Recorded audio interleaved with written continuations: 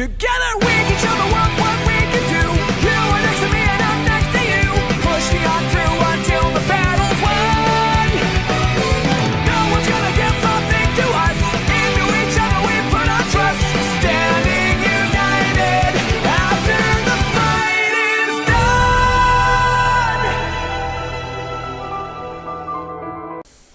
Hey, what's going on, guys? It is me, the Ninja Reviewer here. Time for another exciting review of Persona 5, the animation. You never seen it coming! Anyways, so let's get started with episode number 5. I gotta say, when it comes to this episode of Persona 5, they did a pretty solid job when it comes to the pacing this time around. It didn't feel like it was ultra fast or pretty much, yeah. It doesn't feel like it was like pretty ultra quick, ultra fast like the other episodes were, even though I felt like they could have done a little bit to speed some progression up. Other than that, though, I still really enjoyed this week's episode, but let's just continue on anyways. Let's just continue on from there. Anyways, we have episode 5 starting. So what happens is that we got Ren, we got Hayama, and of course we got An. They're all just pretty much trading in, which is of course Kamoshida's heart, his actual true desire, his true heart that they have taken from the palace, and that is a gold medal. Now, I think the gold medal was in the video game. I know they addressed it first before they did that, but you know, it is what it is though. So if you want to know what it was, it's an actual gold medal. That was the true treasure the entire time. Not that crown that you saw, it was actually a gold medal. So what happens is with the gold medal that they actually got, they traded into the weapon pawn shop and got a shit ton of cash. And you know what they did with that shit ton of cash? Ate their ass off. Basically, they went to the most fanciest of fanciest freaking restaurants to actually have a celebration of their first pretty much case pretty much solved, and their first, you know, their first mission done and complete as the Phantom Thieves. So with that set in mind, though, so when it comes to them thinking about what's going to happen, they're in this, like, rich resort, and then all of a sudden, we actually get to see, like, and then we got, like, obviously, you know how, like, the over powerful, corrupted rich, how they're all snobby and shit. We have that one scene where, like, Hayama and we have Ren, and they're basically, you know, just, I guess, going to the bathroom or something, or, yeah, I think they were, like, in the bathroom or something, and they were coming out. Then all of a sudden, like, they were trying to go into the, and then they were trying to go back to the elevator.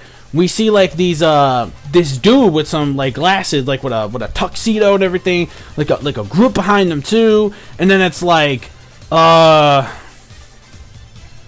oh, sorry, I'm starting a bit, but I had to swallow some real quick.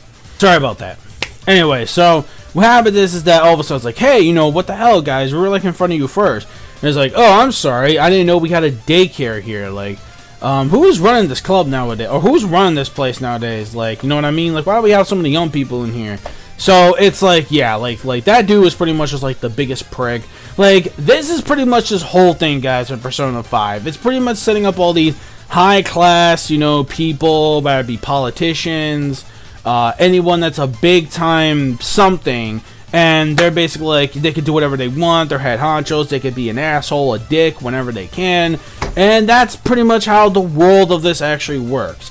And not only that, though, when it comes to them being suspects, we also got the school principal actually asking one of the what was it, the student body council, the actual, or the president, the body council president, whatever it is, the school president or whatever it is, to actually make sure you keep an eye out for any suspicious activity for the actual Phantom Thieves themselves, knowing that exactly what's going on, because he doesn't believe in this whole aftermath of their hearts being taken, etc., and then changing them overnight on who they are the next day. So he's not believing all this phenomenal mumble jumble. So he's like, okay, make sure you get them suspected at once, whoever it is. Keep your eye out for any suspicious activity. So they're pretty much under suspect. Then of course we have that one scene where, like, she's pretty much trying to get some, like, dessert, and she runs to this woman, you know, I had, like, a bitch, like, oh my god, my fucking thing is ruined. Like, shut up, you cunt. But anyways,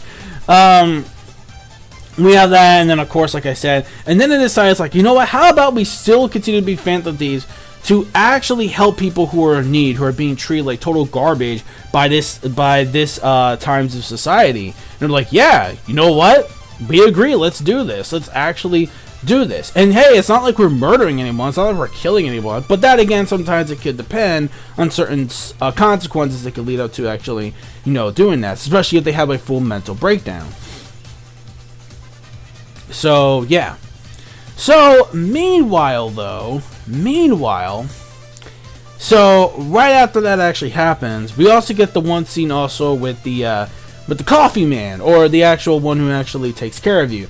Like I said, he becomes a really awesome guy. Like, he may seem like a little bit of a downer, but he's not as much as a downer as he used to be. In fact, I really like how he's communicating with Ren even more, which is actually really cool. I'm actually glad. Like, trust me, this guy becomes more and more likable, like, as soon as you progress through the game.